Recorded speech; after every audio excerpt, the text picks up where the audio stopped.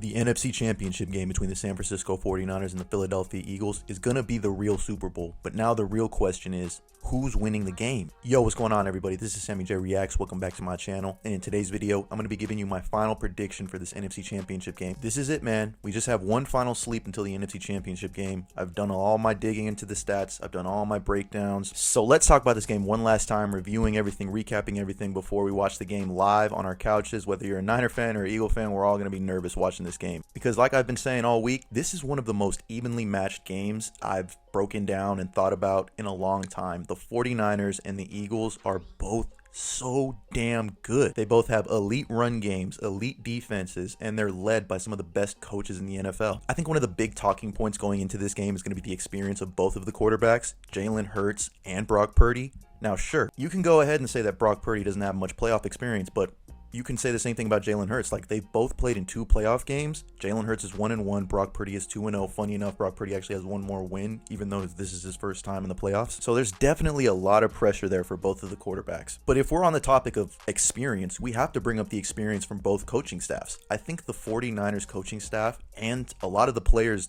have been in these grueling, intense games in the playoffs. They are battle tested. They have been there before. They felt the sting of loss on the biggest stages last year in the NFC Championship game, 3 years ago in the Super Bowl. They've been there. They've done that. They understand what goes into the mental preparation of this game, as well as the ups and downs during the game, after the game, everything. They've been there before. They've done it. I think this is where the 49ers have the advantage. The Eagles don't have that much playoff experience. They are a young team. Sure, they have veteran players like Jason Kelce, Ndamukong Suh. The reason they won their first ever Super Bowl, Brandon Graham, sack fumbling Tom Brady. But when you're talking about as a team in general, an organization, this coaching staff itself, they haven't really been there before. And in the 2 games that they've played in the playoffs, they were on 2 different sides of a blowout. Last year, they got blown out by the Buccaneers, and this year, they blew out the New York Giants. So to me, I would have been more comfortable if they were in a tight game against the Giants and they found a way to pull that out, because that builds way more experience than blowing someone out or getting blown out. They're going to find themselves in a dogfight here. A lot of people are sleeping on the 49ers, but they're going to come correct. They've been there before. They've gone on the road to Lambeau Field and won in a freaking snowstorm, for God's sakes. Which leads me to the fact that, yes, Philadelphia has all of the advantages going for them. They had 1 extra day of rest. They're playing at home at Lincoln Financial Field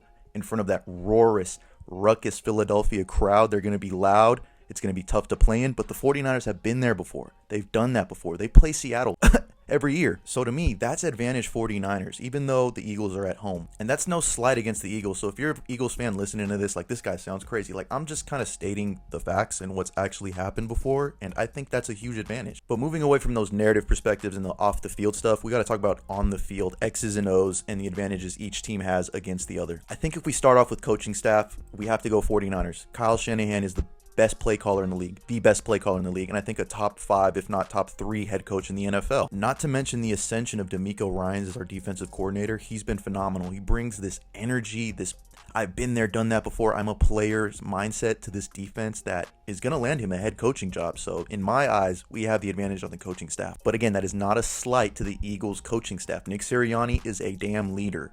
I love what Shane Steichen is doing for that offense. And Jonathan Gannon has made so much improvements to that defense. They're good.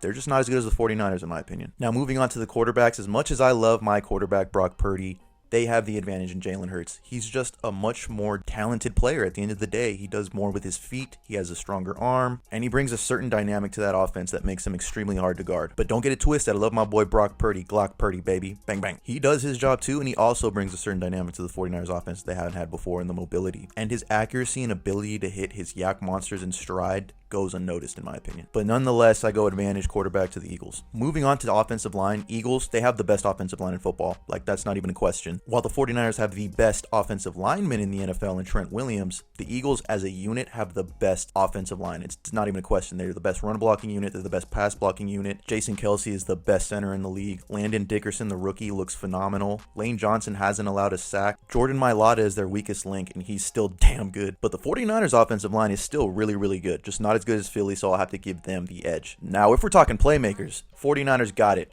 Stable of running backs, the wide receivers, obviously the best tight end in football in George Kittle.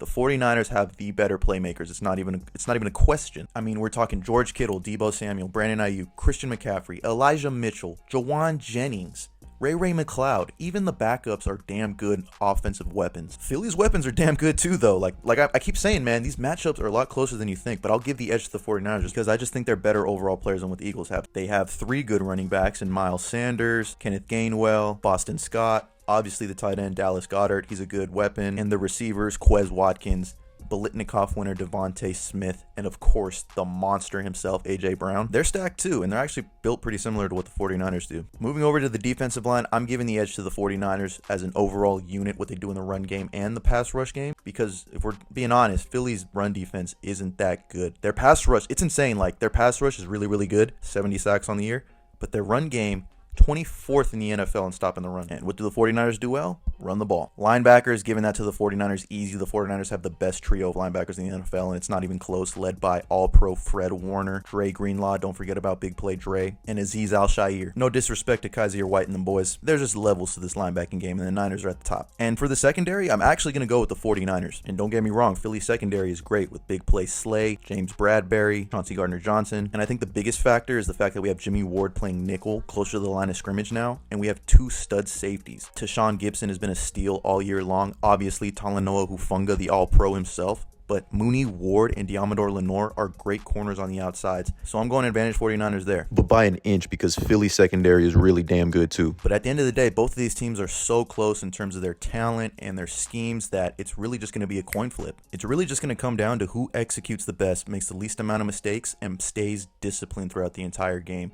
That's going to be what determines your winner for this NFC Championship game and a trip to the Super Bowl. Now, as for my final prediction, I think the 49ers find a way to establish their run game, which sets up their play action game against Philadelphia's defense, and they come out in Lincoln Financial Field and win the football game 27-23 on their way to their 8th Super Bowl appearance. It's time to just lay all our cards out on the table, put up and then shut up. Watch the game and see how it plays out. But that's going to do it for me. Let me know who you think is going to be winning on Sunday. Who's going to the Super Bowl, the 49ers or the Eagles? And if you like the video, man. If you felt my vibe, I hope you subscribe. But on that final note, man, I'm going to leave you as I always do with a bang bang Niner gang. Yay!